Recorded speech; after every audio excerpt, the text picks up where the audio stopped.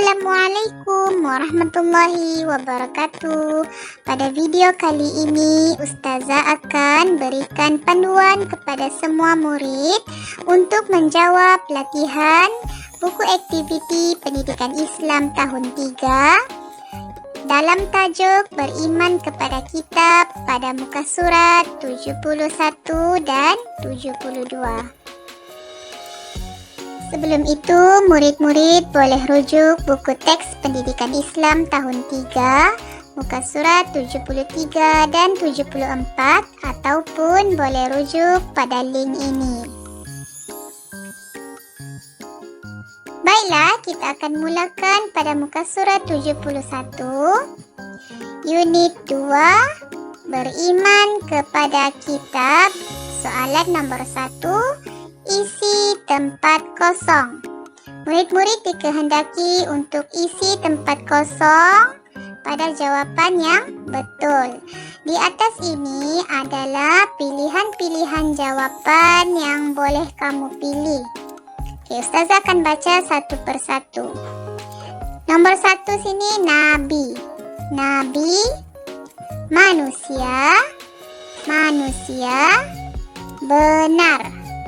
Benar, diredai, diredai. Kalam Allah, kalam Allah. Syariat, syariat. Okay, Ustazah akan mulakan baca. Erti kitab, erti kitab. Kitab Allah Subhanahu wa ta'ala bermaksud kalam Allah. Sudah diberikan contoh jawapan di sini. Kalam Allah sudah pun dipilih. Kalam Allah sudah pun dipilih dan ditulis di tempat kosong yang pertama. Okey. Kitab Allah Subhanahu wa ta'ala bermaksud kalam Allah yang diwahyukan kepada para tempat kosong dan Rasulnya. Kitab ini mengandungi tempat kosong dan petunjuk memimpin tempat kosong ke jalan yang tempat kosong dan tempat kosong Allah Subhanahu wa ta'ala. Oleh itu, murid-murid perlu pilih jawapan yang betul daripada pilihan jawapan di atas ini. Baiklah, kita akan teruskan pada latihan muka surat 72. Nombor 2, arahannya ialah letak nombor, tulis dan baca. Latihan pada muka surat ini adalah berkaitan dengan dalil nakli kewajipan beriman kepada kitab. Oleh itu, murid-murid perlu susun dalil nakli kewajipan beriman kepada kitab. Susun ayat-ayat ini menjadi ayat yang betul. Murid-murid boleh rujuk buku teks muka surat 73 ataupun boleh lihat di link yang Ustazah sediakan itu. Okey, contoh sudah diberikan di sini. Firman Allah Subhanahu wa ta'ala nomor 1, ya ayyuhallazina amanu.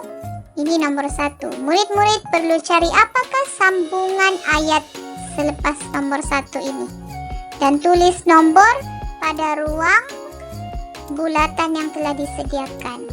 Okey, selepas tulis nombor, murid-murid perlu salin semula pada ruang garisan yang telah disediakan di sini mengikut urutan yang betul, mengikut nombor.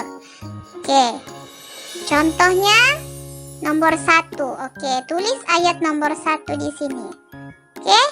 Ya ayyuhallazina amanu. Okey, dan nomor 2 punya ayat sini sehingga menjadi ayat yang betul.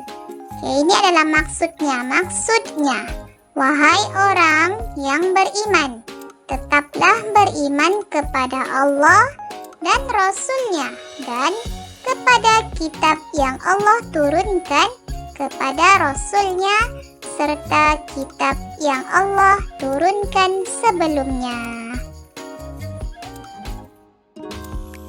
Baiklah, setakat ini sahaja panduan yang dapat Ustazah berikan kepada murid-murid semua. Semoga murid-murid dapat memahami apa yang telah kita pelajari pada hari ini.